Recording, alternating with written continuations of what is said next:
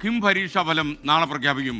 ഉന്നത വിദ്യാഭ്യാസ വകുപ്പ് മന്ത്രി നാളെ എറണാകുളത്താണ് ഫലം പ്രഖ്യാപിക്കുക എന്നാണ് വിവരം. ഷെബീദ് റാവുത്തർ തത്സമയം ചേരുന്നു. പറയൂ ഷെബീദ്.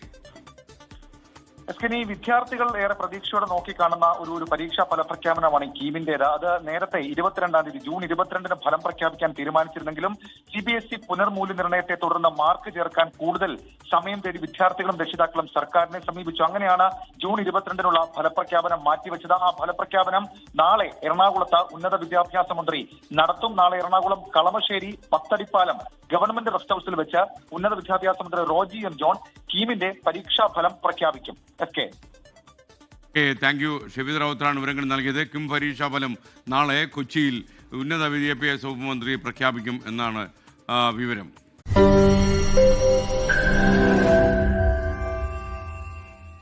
ലോകത്തെവിടെയായാലും ഏത് സമയത്തും 24 വാർത്തകളും ഓഗ്മെന്റഡ് റിയാലിറ്റി പാക്കേജുകളും എക്സ്പ്ലെയിനറുകളും വിശദമായി കാണാൻ ഞങ്ങളുടെ യൂട്യൂബ് ചാനൽ നിങ്ങൾക്ക് സബ്സ്ക്രൈബ് ചെയ്യാം.